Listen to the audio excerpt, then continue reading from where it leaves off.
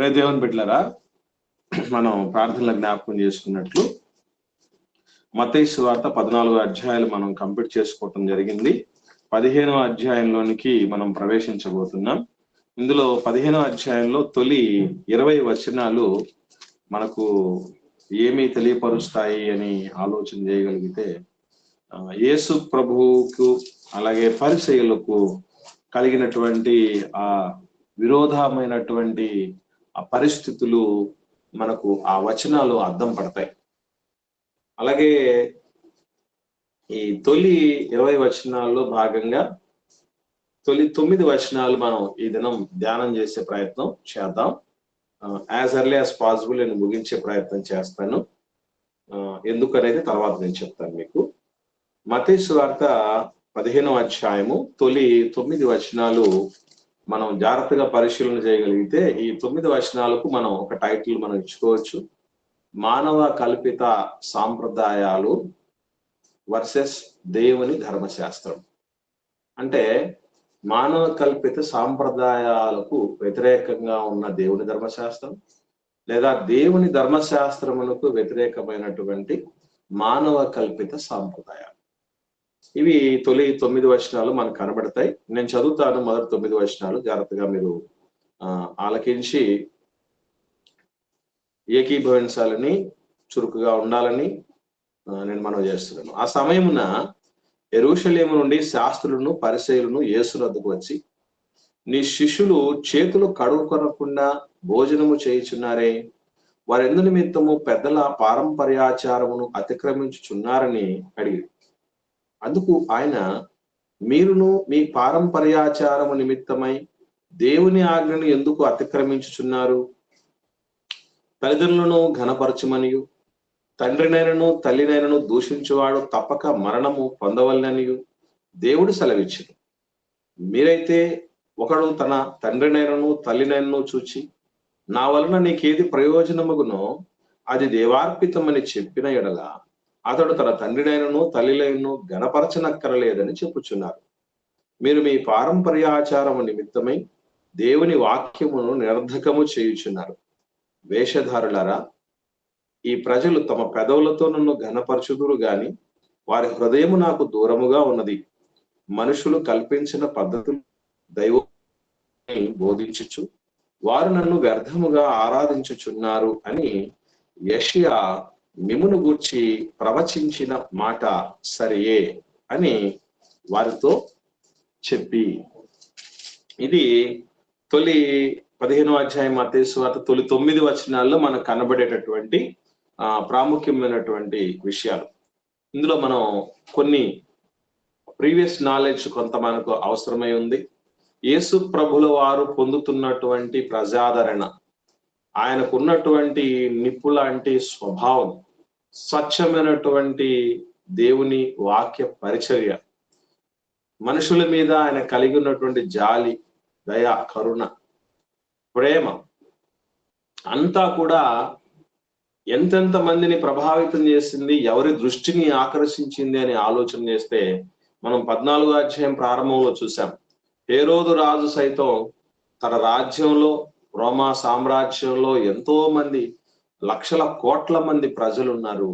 ఎన్నో జాతుల వారు పరిపాలించబడుతున్నారు ఆయన కింద.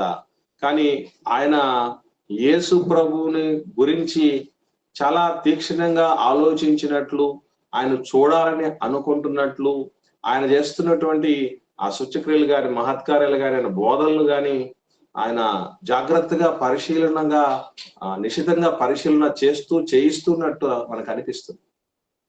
అంటే క్రీస్తు యొక్క ఆ ఖ్యాతి దేశాన్ని పరిపాలించే రాజు దగ్గర కూడా వెళ్ళిపోయింది. అందు మాత్రమే కాదు, మరోవైపు యూదా మత పెద్దలుగా పిలువబడుతున్నటువంటి వాళ్ళు ఎవరైతే ఉంటున్నారో, శాస్త్రులు, పరిసయ్యులు, వేళ్ల వరకు కూడా ప్రాకి ఎన్నో సందర్భాల్లో వాళ్ళు వేగుల వారిని అనే వారిని ఏర్పాటు చేసుకుంటూ ఉండేవాళ్ళు. అంటే శాస్త్రుల, పరిసయ్యుల యొక్క ఈ సిస్టమ్కి, వీళ్ళ యొక్క ఆదర్శాలకు, లేదంటే వీళ్ళు అనుసరిస్తున్న విధానాలకు వ్యతిరేకంగా లేదా కొత్తగా లేక వీరికి వేరుగా ఉన్నటువంటి వ్యక్తి ఎవరన్నా బోధకుడుగా కానీ లేదంటే ఎవరన్నా ఏదన్నా కొత్త పద్ధతిని పంధాను ఏర్పాటు చేస్తున్నప్పుడు కానీ వాళ్ళు కనిపెడుతూ ఉండి నువ్వెవరో ఆ ప్రత్యేకంగా కనిపించే వ్యక్తి ఎవరో తెలుసుకోవాలని కుతూహలం కలిగి ఉండి గూఢచారులు లాంటి వాళ్ళని ఏర్పాటు చేయటం అనేది కలిగి ఉన్నారని మనం అర్థం చేసుకోవచ్చు. ఒకసారి ఆ సందర్భం మనం ఆలోచన చేయగలిగితే ఈ శాస్త్రులు పరిసయ్యులు ఒక అభద్రతా భావంతో ఉంటూ యూద సమాజం మధ్యకు ఒక కొత్తగా అనిపించిన సేవకుడు వచ్చినా కూడా వాళ్ళని ఊరికే వదిలిపెట్టే పరిస్థితులు ఉండేవాళ్ళు కాదు. ఏమేమి ఆరా తీస్తున్నారో అని ఆలోచన చేయగలిగితే మర్చిపోక ఉదాహరణ ఇది చూసిన తర్వాత అసలు శాస్త్రులు అంటే ఎవరు, పరిసయ్యులు అంటే ఎవరు, వీరిద్దరికి ఉన్నటువంటి పోలికలు వ్యత్యాసం ఏంటో కూడా మనం తెలుసుకొని కాస్త ముందుకు సాగుతాం. యోహాను సువార్త మొదటి అధ్యాయము 19వ వచనం నుండి చూడగలిగితే నేను చదువుతాను. యోహాను సువార్త మొదటి అధ్యాయం 19వ వచనం నుండి, నీవు ఎవడవు అని అడుగుటకు యూదులు యెరూషలేము నుండి యాజకులను లేవీయులను యోహాను వద్దకు పంపినప్పుడు. చూడండి, ఇక్కడ మనం గమనించగలిగితే యూదులు పంపించారు యోహాను గారి దగ్గరికి, యాజకులను పంపించారట, లేవీయులను పంపించారట. వాస్తవంగా యూదులంటే ఎవరయ్యా అని అంటే 24వ వచనంలో చాలా క్లారిటీగా చెప్పడం జరుగుతుంది. పంపబడిన వారు పరిసయ్యులకు చెందినవారు. అది యూదులు పంపించారు అని చెప్పబడినటువంటి మాట, ఆ యూదులు ఎవరయ్యా అని అంటే పరిసయ్యులకు చెందిన వారు అని చెప్పబడింది. ఎందుకంటే బాప్తిస్మ యోహాను గారి యొక్క పంథ అది వరకు ఏ శాస్త్రి చేసింది కాదు, ఏ పరిసయ్యుడు చేసింది కాదు. ఆయన బాప్తిస్మాలు ఇస్తున్నాడు కనుక మారు మనసు నిమిత్తమైన బాప్తిస్మం మీరు పొందండి అన్నాడు. ఈ సిస్టమే చాలా కొత్తది, వింతది. కాబట్టి ఈ వింత పోకడను స్టార్ట్ చేసి దాన్ని అమలు పరుస్తున్నటువంటి ఇతను ఎవరు, ఇతనుకున్న అథారిటీ ఏంటి? ఎన్నో సందర్భాలు యేసు ప్రభువును కూడా ఏ అధికారం వల్ల నువ్వు ఎన్ని చేస్తున్నావు అని అడిగినటువంటి సందర్భాలు కూడా ఉన్నాయి. వాటికి ఇలాగా వాళ్ళ సంబంధులను అక్కడక్కడ ఆయా ఏరియాల్లో ఉంచి ఏది జరుగుతుందో కొంచెం నిఘా పెట్టండి అన్నటువంటి రీతిగా కూడా ఏర్పాటు చేసేవారు. సరే, ఏది ఏమైనా కూడా గుర్తుంచుకోవాల్సిన మరొక విషయం ఏంటంటే శాస్త్రులు అంటే ఎవరు, పరిసయ్యులు అంటే ఎవరు? మీకు ఎవరన్నా ఐడియా, ప్రీవియస్ నాలెడ్జ్ ఎవరికైనా ఉంటే దయచేసి మీరు పంచుకోవచ్చు. శాస్త్రులు అంటే ఎవరు, పరిసయ్యులు అంటే ఎవరు? వాళ్లకు ఉన్నటువంటి వ్యత్యాసం ఏమన్నా ఉందా, లేదా వాళ్ళ మధ్య ఏమన్నా సామ్యం ఏమన్నా అంటే పోలిక ఏమైనా ఉందా? సిమిలారిటీస్, డిఫరెన్సెస్ ఏమైనా ఉన్నాయా? ఎవరిని శాస్త్రులు అంటారు, ఎవరిని పరిసయ్యులు అంటారు? ఏమన్నా త్వరగా. శాస్త్రులు అనగా వారు పరిశోధన చేసి పురాణాలలో పరిశోధన చేసి రాబో సంగతులు ఏమైనా ఉంటాయని తరచి చూచి బోధించే వారిని.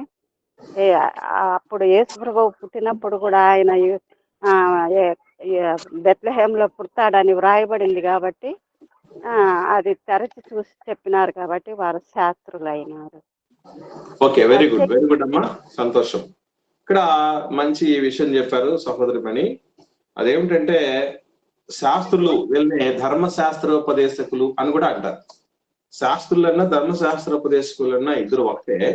వీళ్ళు సర్వసాధారణంగా మిగిలిన ప్రజల కంటే యూద సమాజంలో దేవుని ప్రజలలో అందరికంటే ఎక్కువగా లేఖనాలను హత్తుకునేటటువంటి వారు, ధర్మశాస్త్రాన్ని చక్కగా బాగా తెలిసిన వాళ్ళు. ఎందుకంటే వీళ్ళు ఓల్డెన్ డేస్ నుంచి అప్పుడెప్పుడో వేల సంవత్సరాల క్రితం ఉన్నటువంటి ప్రతులన్నీ ఈరోజు మనకు సజీవంగా ఉన్నాయంటే ఈ శాస్త్రుల చలవే. ఎందుకనంటే రాసినటువంటి రాత ప్రతులు పాతబడే కొద్దీ, కనబడకుండా పోయే కొద్దీ వీళ్ళు బాగా అభ్యంగన స్నానం చేసి ప్రార్థనా పూర్వకంగా వాటిని కొత్త ప్రతులుగా ఎత్తి రాసి పనులలో కూడా ఉండేటటువంటి వాళ్ళు. అందుకే వీళ్ళ లేఖనాల్లో ఏముందని తెలుసుకోవాలి అని అంటే వీళ్ళని ఆశ్రయించాల్సిందే. అందుకే దేశాన్ని ఏలే రాజు కూడా శాస్త్రులను పిలిపించడం జరుగుతుంది, ప్రధాన యాజకులను పిలిపించడం జరుగుతుంది, క్రీస్తు ఎక్కడ పుట్టిన అడగడం జరుగుతుంది. అడిగిన వెంటనే వాళ్ళు తడుముకోకుండా, తడబడకుండా వెంటనే జవాబు చెప్పడం జరిగింది. అంత మాత్రమే కాకుండా ధర్మశాస్త్రోపదేశకుడు ఒక అతను యేసు ప్రభు దగ్గరికి వచ్చి, బోధకుడా ధర్మశాస్త్రంలో ముఖ్యమైన ఆజ్ఞ ఏది అని కూడా అడుగుతాడు. ఎందుకు ఇదే ప్రశ్న అడుగుతాడు అని ఆలోచన చేయగలిగితే, ధర్మశాస్త్రంలో సంబంధించి వాళ్ళు కొట్టిన పిండి, బాగా ఎరిగినటువంటి వాళ్ళు కాబట్టి ఇతనికి ఏం తెలుసు? యేసు ప్రభు ఏమి శాస్త్రి కాదు, పరిసయుడు కాదు, ప్రధాన యాజకుడు కాదు.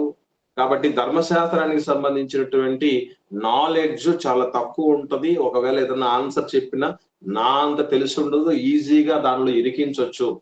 అంటే ఒక మనిషిని ఇరికించడానికి మనకు బాగా దాని గురించి తెలిసి ఎదుటి వ్యక్తికి తెలియకపోతే ఈజీగా మన పని అయిపోతుంది అన్నటువంటి కామన్ సెన్స్ ప్రతి మనిషికి ఉంటుంది.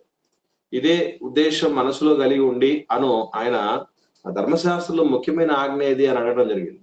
సో ఇది శాస్త్రులు లేదా ధర్మశాస్త్రోపదేశకులకు ఉన్నటువంటి లక్షణం, గుణం. ఇకపోతే మరి పరిసయ్యులు అంటే ఎవరంటారు? పరిసయ్యులు అంటే ఎవరు?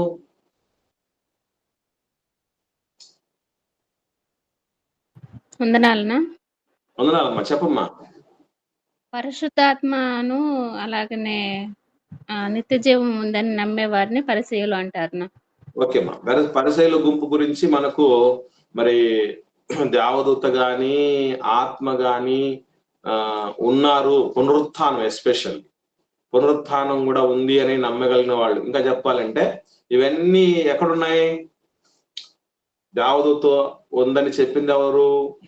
ఆత్మ ఉందని చెప్పింది ఎవరు?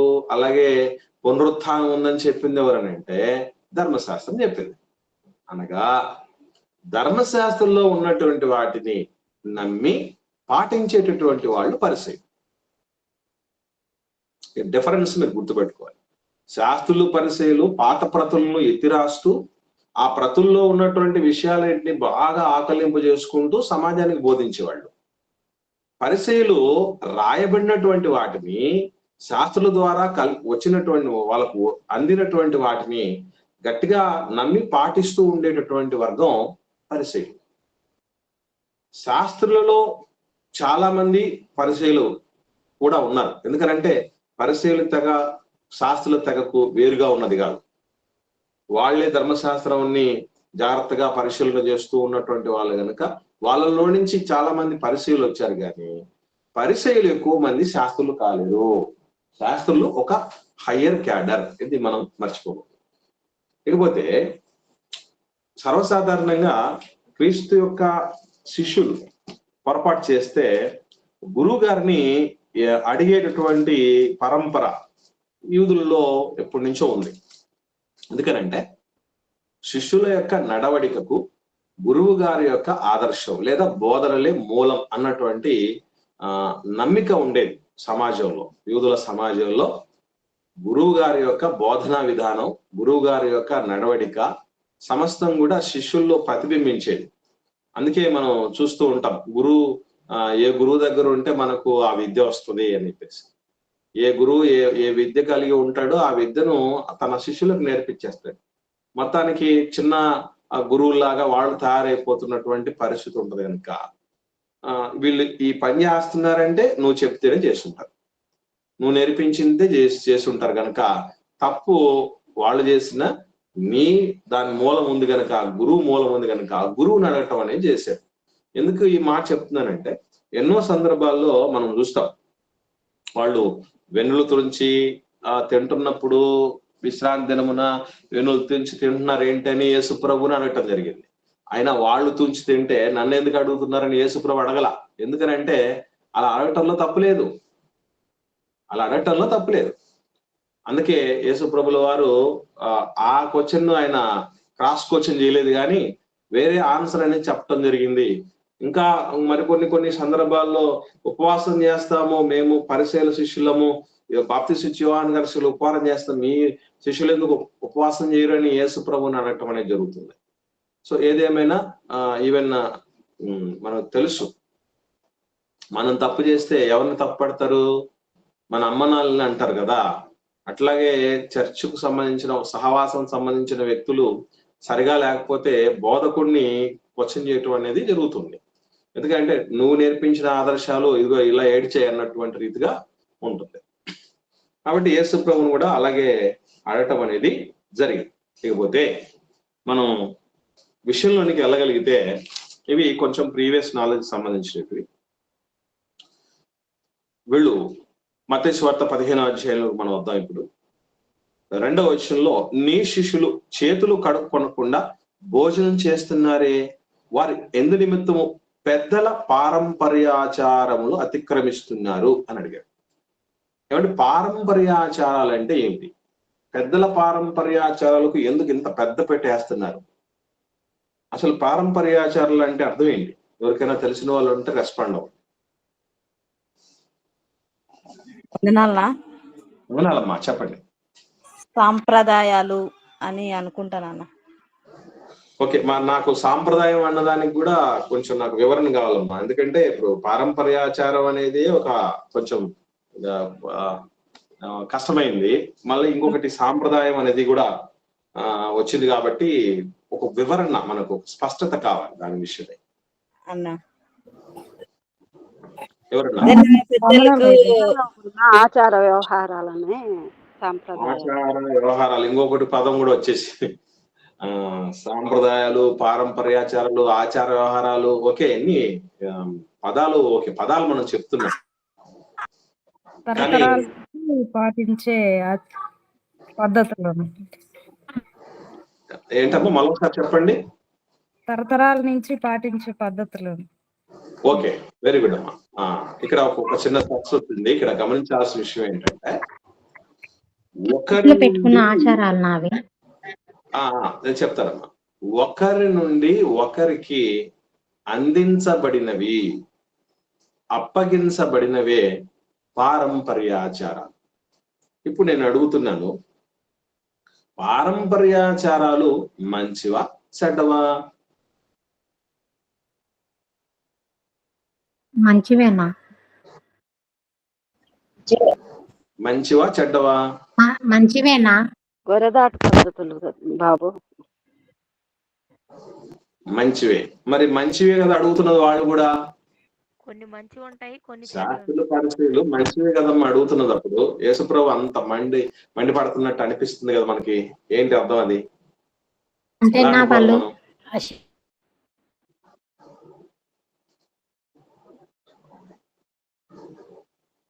నీ వాయిస్ బ్రేక్ అవుతుందమ్మా.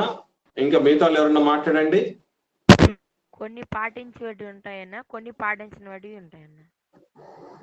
మీ వాయిస్ సరిగా వినపడలేదు, కొంచెం గట్టిగా మాట్లాడతాయి. కొన్ని పాటు ఉంటాయి, కొన్ని పాటించినవి కొన్ని రెండు ఉంటాయి. ఏదైతే అవసరమో అది తీసుకోవాలి, అవసరం లేనటివి వదిలేయాలి. ఓకే అమ్మా.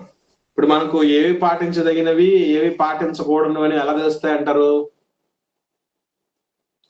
ఏ అవసరము, ఏ అనవసరం అనేది ఎలా తెలుస్తుంది అంటారు?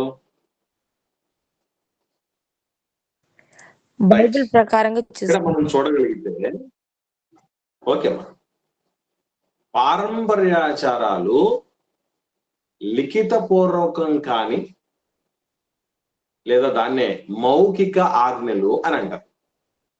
మౌఖిక ఆజ్ఞలు అని అంటే పాత నిబంధన మొదలుకొని క్రొత్త నిబంధన అయిపోయేంత వరకు చాలా ఆజ్ఞలు పెద్దల నుంచి ఒక రాతపూర్వకంగా కాకుండా ముఖం ద్వారా, నోటి ద్వారా చెప్పబడుతున్నటువంటి ఆజ్ఞలే చాలా ఉన్నాయి. ఇప్పుడు ఉదాహరణకి మీరు నా మాటల గురించి మీ పిల్లలకు చెప్పండి, వాళ్ళు పడుకునేటప్పుడు చెప్పండి, లేచేటప్పుడు చెప్పండి, నిద్రపోయేటప్పుడు చెప్పండి, నడిచేటప్పుడు చెప్పండి, కూర్చునేటప్పుడు చెప్పండి అని కూడా దేవుడు చెప్తాడు. అంటే ఇలా చెప్పబడినటువంటివి అన్ని ఆజ్ఞలు లిఖితంగా లేవు, రాయబడలేవు. కొన్ని మౌఖికంగా కూడా చెప్పబడ్డాయి. అంటే ఒక్క మాటలో చెప్పాలంటే, ఈ పారంపర్యాచారాలు అనేవి కూడా మానవుడు కల్పించినవి కాదు. కానీ కాలక్రమేణా ఏమైపోయింది అని అంటే, దేవుడు చెప్పినటువంటి మాటలకి మానవుల యొక్క తెలివి, జ్ఞానము ఇవన్నీ కూడా కలపబడ్డాయి. చొప్పించబడ్డాయి. అందుకే మానవ కల్పిత పద్ధతులు అని చెప్పండి. మానవ కల్పిత పద్ధతులు అని చెప్పండి. ప్రారంభంలో పారంపర్యాచారాలు దేవుడు చెప్పినవే, కానీ వాటిని తరాలు దాటే కొద్ది ఏమైపోతూ వచ్చాయంటే అవి కలుషితం కావటం అనేది జరిగింది. ఇప్పుడు కొన్ని విషయాలు మనం జాగ్రత్తగా ఆలోచన చేస్తే, మార్కు సువార్తలో ఈ చేతులు కడుక్కొని భోజనం చేసే విషయంలో ఒక క్లారిఫికేషన్ మనకు కనబడుతుంది. 7వ అధ్యాయం, మార్కు సువార్త 7వ అధ్యాయము మొదటి 4 వచనాలు చూద్దాం. మొదటి 4 వచనాలు నేను చదువుతాను, చూడండి. మార్కు సువార్త 7వ అధ్యాయం మొదటి 4. యెరూషలేము నుండి వచ్చిన పరిసయ్యులను శాస్త్రుల్లో కొందరును ఆయన వద్దకు కూడి వచ్చి, ఆయన శిష్యుల్లో కొందరు అపవిత్రమైన చేతులతో అనగా కడుగని చేతులతో భోజనము చేయుట చూచిరి. పరిసయ్యులను యూదులు అందరును పెద్దల పారంపర్యాచారమును బట్టి చేతులు కడుగుకొంటేనే గాని భోజనము చేయరు. మరియు వారు సంత నుండి వచ్చినప్పుడు నీళ్లు చల్లుకొంటేనే గాని భోజనము చేయరు. ఇదియుగాక గిన్నెలను, కుండలను, ఇత్తడి పాత్రలను నీటిలో కడుగుట మొదలగు అనేక ఆచారములను వారు అనుసరించడి వారు. ఇప్పుడు నేను అడుగుతున్నాను, చెప్పండి, ఇది మంచిదా చెడ్డదా?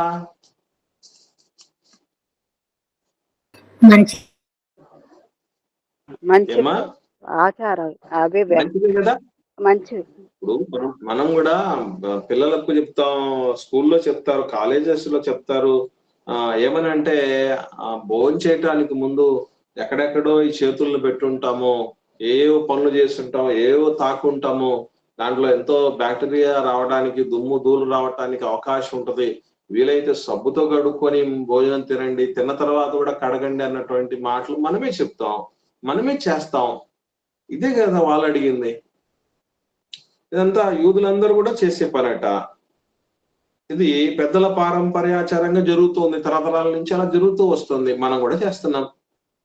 Okay, right. అసలు యాక్చువల్లీ వీళ్ళు ప్రారంభించారంటే, ఈ విధంగా చేస్తున్నారంటే ఈ పెద్దలకైనా ఎక్కడ ఆధారం, ఎక్కడి నుంచి దీనికి సంబంధించి ఈ కడుక్కునే విధానం ఎక్కడ మొదలైంది అని గమనించగలిగితే, నిర్గమకాండం చూద్దాం 30వ అధ్యాయం. నిర్గమకాండం 30వ అధ్యాయంలో 17వ వచనం నుండి చూద్దాం. 17వ వచనం నుండి 21వ వచనం వరకు నేను చదువుతాను, జాగ్రత్తగా మీరు పరిశీలన చేయండి. నిర్గమకాండము 30వ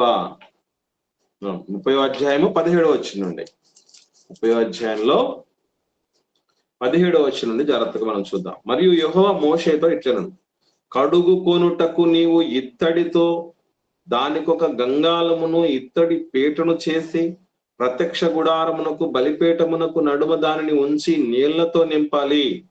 ఆ నీళ్లతో అహరోనును అతని కుమారులను తమ చేతులను కాళ్ళను కడుక్కోవాలి. వారు ప్రత్యక్ష గుడారంలోనికి వెళ్ళునప్పుడును, సేవ చేసి యెహోవాకు హోమధూపము అర్పించుటకు బలిపీఠమునొద్దకు వచ్చినప్పుడును తాము చావక ఉండునట్లు నీళ్లతో కడుగుకొనవలెను. తాము చావక ఉండునట్లు తమ చేతులను కాళ్ళను కడుక్కొనవలను. అది వారికి అనగా అతనికి, అతని సంతతికిని, వారి తరతరములకు నిత్యమైన కట్టడగా ఉండును. అంటే నీళ్లతో చేతులను కాళ్ళను కడుక్కోవాలి అని చెప్పబడింది ఎవరికి అని అంటే, ఈ ప్రత్యక్ష గుడారంలో సేవ చేస్తున్నటువంటి ప్రధాన యాజకులకు, లేవీలకు, ఇంకా చెప్పాలంటే అహరోను సంతతికి చెప్పబడింది. దీనిని ఇదేదో బాగుందని మిగిలిన వాళ్ళందరూ కూడా, మిగిలిన గోత్రాల వాళ్ళు కూడా అడాప్ట్ చేసుకుని దేవుడికి హోమద్రవ్యం అర్పించటము, మనం భోజనం చేయటం రెండు కోయిన్సిడెంట్ గా ఉన్నాయి. దేవుడికి హోమం అర్పించడం అంటే దేవుడు ఆకలి తీర్చినట్టు, మనం ఆహారం తినటం అంటే మన ఆకలి తీరినట్లు. కాబట్టి దేవుడికి హోమం వచ్చేటప్పుడు కాళ్ళు చేతులు గడుక్కున్నట్టు మనం కూడా గడుక్కుందాం అన్నటువంటి రీతిగా ఇది మొదలైపోయింది. అయితే ఇది తప్పు కాదు, కానీ ఇక్కడ మనం గుర్తుంచుకోవాల్సిన ప్రధానమైనటువంటి ఉద్దేశం, పరిస్థితి ఏంటంటే, వీళ్ళు ఈ కలుషితమైనటువంటి ఎన్నెన్నో కలపబడినటువంటి, ఒకరికి చెప్పబడినవి మిగతా వాళ్ళకు అప్లై చేసుకున్నటువంటి రీతిగా ఇలా తరాలు మారే కొద్దీ ఎటోటో వెళ్ళిపోయినటువంటి వాటిని గట్టిగా పట్టేస్తున్నారు. గట్టిగా పట్టి అవసరమైనటువంటి దానిని ఏం చేస్తున్నారంటే భ్రష్టు పట్టేస్తున్నారు. ప్రభుకు వచ్చిన కోపం అదే. ఈ మాట వాళ్ళు అడగగానే యేసుప్రభు అడిగినటువంటి మాట ఏంటంటే, ఒకసారి మత్తయి సువార్త 15వ అధ్యాయంకి వద్దాం. 3వ వచనంలో, అందుకు ఆయన, మీరును మీ పారంపర్యాచారము నిమిత్తమై దేవుని ఆజ్ఞ ఎందుకు అతిక్రమిస్తున్నారు? వాస్తవంగా మౌఖికంగా ఒకప్పుడు దేవుడి ఆజ్ఞే చెప్పబడింది. దేవుని ఆజ్ఞలే మౌఖికంగా చెప్పబడ్డాయి. అవే పారంపర్యాచారాలుగా ఒక తరం నుంచి ఒక తరానికి అందించబడుతూ ఉండేటివి. కానీ అవి ఏమైపోయాయి అంటే చాలా చాలా చాలా మార్పులు చేర్పులకు లోనైపోయి కలగూరగంప అయిపోయింది. ఇక అలాగా అంటే వ్రాతపూర్వకం కానీ అందున దేవుడు చెప్పినట్టే ఉండనటువంటి వాటిని గట్టిగా పట్టుకొని రాతపూర్వకంగా ఇచ్చి దీని నుంచి నువ్వు కుడికి కానీ ఎడమకు కానీ తిరగకూడదని ఏదైతే ఆజ్ఞలు రాతపూర్వకంగా ఇచ్చాడో, రాతపూర్వకమైన వాటిని సైతం ఈ పొల్యూట్ అయినటువంటి మౌఖిక ఆజ్ఞల ముందు దాన్ని పక్కన పెట్టేస్తున్నారు. రాతపూర్వకమైన ఆజ్ఞల్ని పక్కన పెట్టేసి ఈ పర్యంపర్యాచారాల మీద పడ్డారు. అందుకు యేసుప్రభుకు కోపం వచ్చి చెప్పినటువంటి మాట, మీరు ఎంత పొరపాటు చేస్తున్నారంటే, ఒక ఎగ్జాంపుల్ చెప్పాడు. 4వ వచనం నుండి చూసినప్పుడు ఒక ఎగ్జాంపుల్ చెప్పాడు. ఏమని? తల్లిదండ్రులను గణపరచమని తండ్రినైనను తల్లినైనను దూషించువాడు తప్పక మరణం పొందాలని దేవుడు సెలవిచ్చాడు. 10 ఆజ్ఞలు ఉన్నాయి కదా మనకు. మోషే గారి ద్వారా ఇశ్రాయేలుకి ఇచ్చినటువంటి 10 ఆజ్ఞల్లో ఈ తల్లిదండ్రులను సన్మానించాలనేది ఎన్నో ఆజ్ఞ అండి? ఎవరికైనా ఐడియా ఉందా? ఎన్నవ ఆజ్ఞ? రెండవదా? ఐదవదమ్మా. 5వ ఆజ్ఞ. ఇది గుర్తుపెట్టుకోండి. మనకు నిర్గమ కాండంలో ఈ 20వ అధ్యాయంలో మనకు కనబడతాయి ఇవన్నీ. ఆజ్ఞలన్నిటి యొక్క లిస్ట్ మనకు కనబడుతుంది. ఇందులో తల్లిదండ్రులను సన్మానించమనేటువంటిది 5వ ఆజ్ఞగా మనం చూస్తూ ఉన్నాం. అసలు సిసలైంది. ఇది చాలా ప్రాముఖ్యమైనది. ఈరోజు సమస్య అంతా ప్రపంచవ్యాప్తంగా ఇక్కడే సతమతం అవుతున్నటువంటి పరిస్థితి. వీళ్ళు ఏం చేస్తున్నారంటే ఇక్కడ ఒక క్వశ్చన్ మీకు ఒక సందేహం రేపబడాలి. అదేంటంటే, తల్లినైనా తండ్రినైనా దూషించేవాడు తప్పక మరణం పొందాలని దేవుడు సెలవిచ్చాడని యేసుప్రభు చెప్పాడు. అలా ఎప్పుడన్నా మీరు చూసారా ఎక్కడన్నా? నేను మళ్ళీ అడుగుతున్నా. ఆజ్ఞలు మనకి నిర్గమ కాండంలో కనబడతాయి, ద్వితీయోపదేశ కాండంలో కనబడతాయి, అక్కడక్కడ లేవి కాండంలో కూడా కనబడతాయి. మరి ఈ 3 రకాలైన కాండాల్లో ఎక్కడైనా తల్లిదండ్రులు దూషించినటువంటి వ్యక్తి మరణదండన పొందాలి అన్నటువంటి మాటలు ఎప్పుడన్నా చూసారా? లేదన్నా. మరి ఇప్పుడు ఇది చెప్పింది యేసుప్రభు చెప్పింది మరి నిజం కాదా, సత్యం కాదంటారా? లేనిది చెప్పాడా యేసుప్రభు ఏమన్నా అనేది మనం తెలుసుకోవాలి. చూద్దాం. నిర్గమకాండం 21వ అధ్యాయం 17వ వచనం ఒకరు చదవండి. నిర్గమకాండం 21వ అధ్యాయం 17వ వచనం. తన తండ్రినైనను తల్లినైనను శపించువాడు నిశ్చయముగా మరణశిక్ష నందును. అంటే ఆల్రెడీ మనం ఎక్కడ ఆగిపోతామంటే, నిర్గమకాండం 20వ అధ్యాయంలో లేదు కదా అని ఆ అధ్యాయంలోనే అటు ఇటు చక్కర్లు కొడుతుంది తప్ప తర్వాత ముందు వెనక అధ్యాయాల్లో కానీ తర్వాత పుస్తకాలు కానీ ఏమన్నా ఉందా అనేది మనం చూసుకోగలిగాలి. లేకపోతే ఇలాంటి ఆజ్ఞలు మనం చూడలేదే అనిపిస్తుంది. అలాగే లేవి కాండం చూద్దాం. 20వ అధ్యాయం 19వ వచనం. లేవి కాండము 20వ అధ్యాయము 19వ వచనం చూడండి. నీ తల్లి సహోదరి మానాఛేదమునే గాని నీ తండ్రి సహోదరి మానాఛేదమునే గాని తీయకూడదు. 19 చూడండి. ఎవడు తన తండ్రి అయినను తల్లినైనను దూషించునో వానికి మరణశిక్ష విధింపవలెను. వాడు తన తండ్రినో తల్లినో దూషించును గనుక తన శిక్షకు తానే కారకుడు. చాలా స్పష్టంగా దేవుడు చెప్తున్నాడు ఇక్కడ. కాబట్టి ఇటు నిర్గమకాండంలోను అలాగే లేవి కాండంలోను మనకు ఈ ఆజ్ఞలు అనేవి చెప్పబడ్డాయి. అవే యేసు ప్రభుల వారు పునరుద్ఘాటించడం జరిగింది మత్తయి సువార్త 15వ అధ్యాయంలో అనేది మనం అర్థం చేసుకోవాలి. రైట్, ఇప్పుడు వీళ్ళు ఏం చేస్తున్నారో చూద్దాం. 5వ వచనానికి వద్దాం. 15వ అధ్యాయం 5వ వచనంలో మీరైతే, ఇక్కడ గుర్తుపెట్టుకోండి, 4వ వచనంలో ఎవరు చెప్పారు ఆ మాట? 4వ వచనంలో యేసుప్రభు చెప్పిన మాటను ఎవరు చెప్పినట్టు చెప్తున్నాడు యేసుప్రభు? దేవుడు సెలవిచ్చెను అని ఉందా లేదా? దేవుడు సెలవిచ్చాడు, దేవుడే చెప్పాడు. 5వ వచనంలోకి వస్తే మీరైతే అంటే దేవుడు చెప్పిన దాన్ని పక్కన పెట్టి మీరు ఒక కొత్త దాన్ని తీసుకొచ్చారా అంటున్నాడు యేసుప్రభు వారు. ఏమిటది అంటే, ఒకడు తన తండ్రినైనను తల్లినైనను చూచి నా వలన నీకేది ప్రయోజనమగునో అది దేవార్పితమని చెప్పిన ఎడల, దేవార్పితం అనేటువంటి మాట, నా వలన నీకేది ప్రయోజనం అంటే ఈ దేవార్పితం అని చెప్పిన దానికి, తల్లిదండ్రులకు పిల్లల వల్ల ప్రయోజనం అని చెప్పిన దానికి ముఖ్యమైనది ఏమిటంటే, వాళ్ళకి వాళ్ళ అవసాన దశలో ఉన్నప్పుడు తల్లిదండ్రులకి మనం వారి యొక్క కనీస అవసరాలు తీర్చుకోవడానికి ఆర్థిక పరమైనటువంటి సహకారం అందించగలిగినటువంటి పరిస్థితి ఉండాలి. అటువంటి దాన్ని ఏం చేస్తున్నారట? అమ్మ నాన్నలకి ఇవ్వకుండా దేవార్పితం చేస్తున్నాను అంటే దేవుడికి అర్పిస్తున్నాను, నీకు పెట్టేది ఏంటో దేవుడికి పెడుతున్నాను అని ఎవరైతే అనుకుంటారో, ఎవరైతే దేవుడికి అర్పిస్తారో, అమ్మ నాన్నలకు ఇవ్వాల్సింది దేవుడికి ఇస్తారో వాళ్ళు ఏం చేయడం అక్కర్లేదు అంటున్నారు. అంటే అదిగో చూడండి 5వ వచనం, మీరైతే ఒకడు తన తండ్రినైను తల్లినైను చూచి నా వల్ల నీకు ఏది ప్రయోజనమగునో అది దేవార్పితమని చెప్పిన ఎడల అతడు తన తండ్రినైను తల్లినైను ఘనపరచనక్కరలేదని చెప్తున్నారు. అంటే దేవుడు ఏం చెప్తున్నాడు? నేను చెప్పలేదురా నాయన, వాళ్ళకి ఇచ్చేదేదో నాకు అర్పించి వాళ్ళని గాలి కుదిలే, వాళ్ళని అనాథలుగా వదిలేసే అని నేను చెప్పనిది మీరు చెప్తున్నారు. ఎందుకు అంటే దీని వెనక కూడా ఒక ఎత్తుగడ ఉంది. అదేంటంటే ధనాపేక్ష సమస్తమైన కీడులకు మూలం అన్నారు కదా.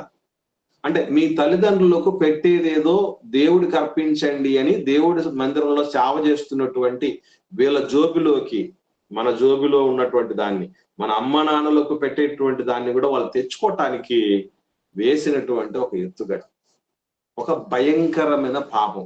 ఎందుకనంటే మరలా ఏమని చెప్తారు చెప్పేటప్పుడు కూడా, నువ్వు ఇలా చేయటం దేవుడే చెప్పిన మాట, నువ్వు దేవార్పితమని అనుకుంటే మీ అమ్మ మీ నాన్నను కూడా చూసుకోవాల్సిన పని లేదు అనే మాట చెప్పడం జరిగింది.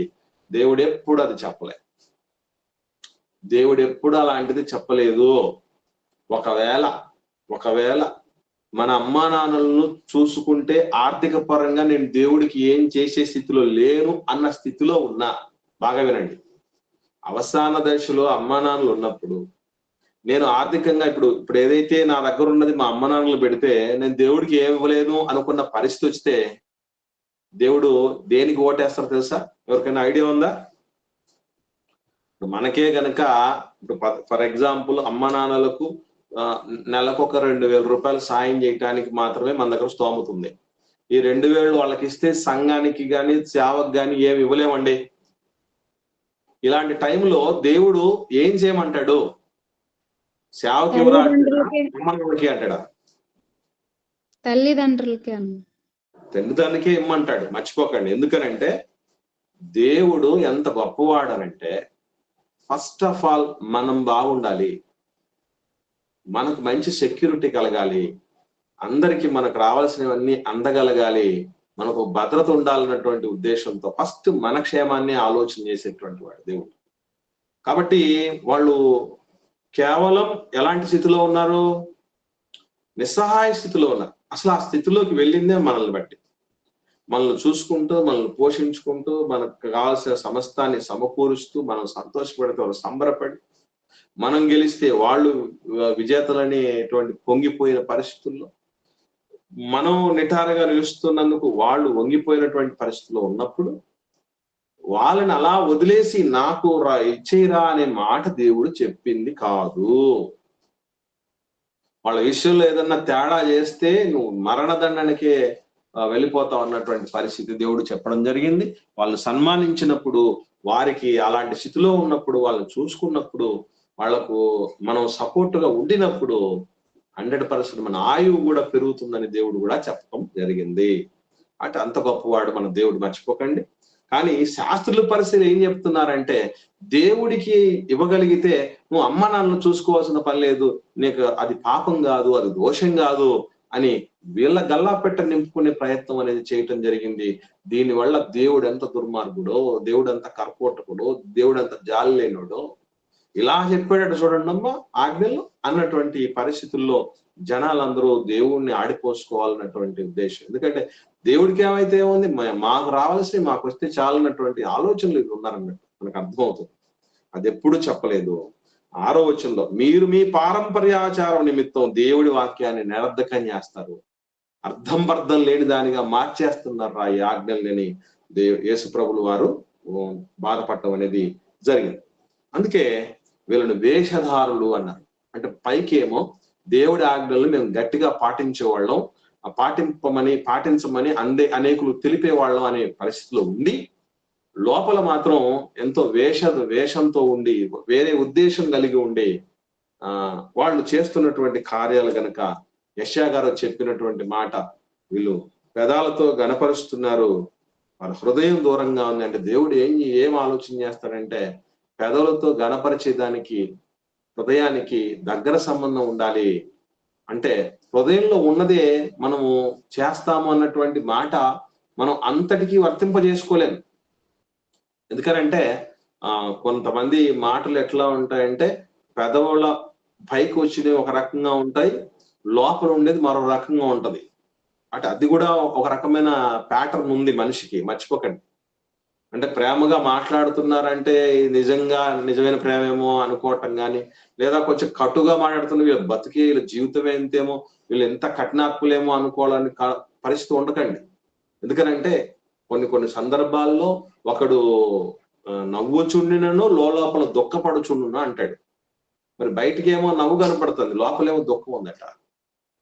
మీకు విషయం తెలుసో తెలీదో, చార్లీ చాప్లిన్ అనేటువంటి ఆయన ప్రపంచవ్యాప్తంగా అనేకులను నవ్వించినటువంటి ఒక నవ్వుల రారాజు, అనేకమైనటువంటి కమెడియన్స్ కు ఒక రోల్ మోడల్.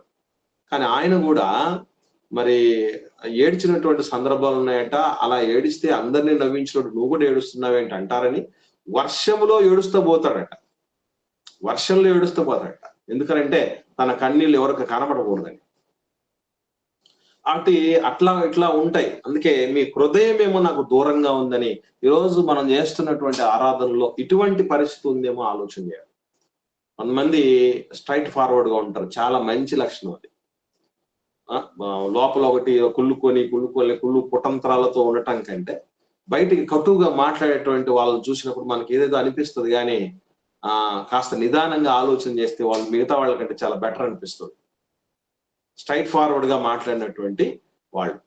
కాబట్టి అటువంటి లక్షణం మంచిది. కానీ ఎలాగైతే ఇప్పుడు పెదవులతో అయితే మంచి ఘనం దేవుడికి వస్తుంది, కానీ వారి హృదయం మాత్రం దూరంగా ఉందట. ఎందుకు ఇట్లా తయారైపోయిందంటే, మనుషులు కల్పించిన పద్ధతుల వలన మనిషిలో నిజమైన హృదయాంతరాలములో నుంచి భక్తి రాదు.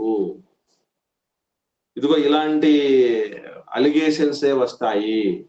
దేవుడి ఆజ్ఞను బొత్తిగా నిరర్ధకం అయిపోయి పరిస్థితులు వస్తాయి తప్ప, మానవ కల్పిత పరిస్థితుల వలన మానవ హృదయం మారేది ఉండదు, మనిషికి దేవుడికి మహిమ వచ్చేది ఉండదు, దేవుడి కార్యం జరిగేది ఉండదు, భక్తులు సన్నగిల్లిపోయేటువంటి పరిస్థితులు ఉంటాయి. అందుకే పారంపర్యాచారం అన్ని చెప్పినంత మాత్రం దాన్ని కొట్టేయకూడదు, కానీ లేఖనం ఏమి చెప్పుచున్నది అనేది మాత్రం తప్పనిసరిగా మనం ఆలోచన చేయాలి.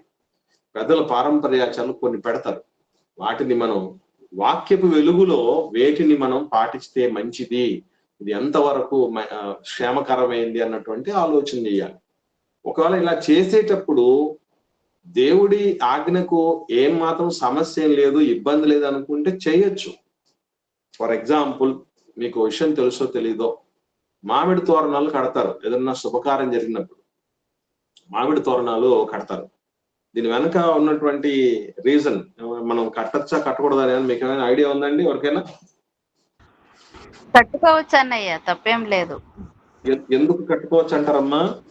అక్కడ జనసమూహం ఎక్కువగా ఉంటారు, ఆక్సిజన్ అనేది మనకు ఎక్కువ ఉండదు.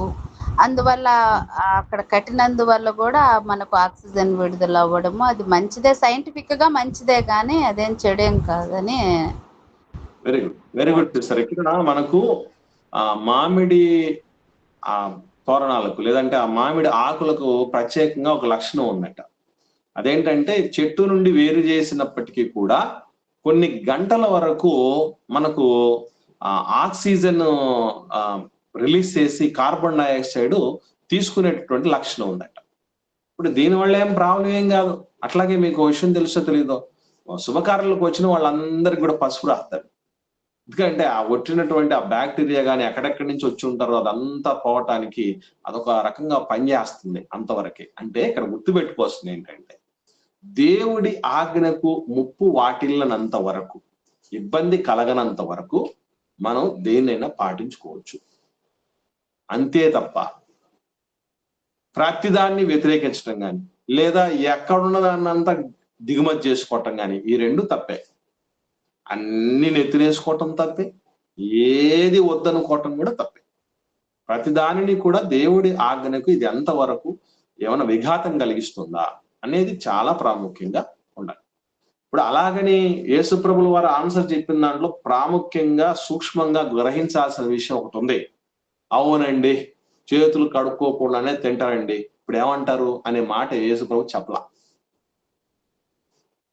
కానీ పారంపర్యాచారాలు గట్టిగా పట్టుకుంటున్నారా, బానే ఉంది, తప్పలేదు. కానీ దీనికంటే మించినవి కదా దేవుడి ఆజ్ఞలు, వాటి సంగతి ఏం చేస్తారా అని అడిగాడు ప్రభు. వాటిని మనం తప్పకుండా పాటించాలి. ఇక మిగిలినటువంటి పారంపర్యాచారాలు ఏదైతే ఉన్నాయో వాటిని మనం వాక్యపు వెలుగులో బేరీజు వేసుకోవాల్సిన ఆవశ్యకత ఉంది. అంతే తప్ప ప్రతిదానిని వ్యతిరేకించడం కూడా తప్పే, ప్రతిదానిని కూడా పాటించుకుంటూ పోవటం కూడా తప్పే. ఓకే, ఇవి మనకు మొదటి 9 వచనాల్లో ఉన్నటువంటి విషయాలు. ఎవరికైనా ఇంతవరకు విన్న వాటిల్లో ఏమైనా సందేహం ఉంటే దయచేసి అడగండి.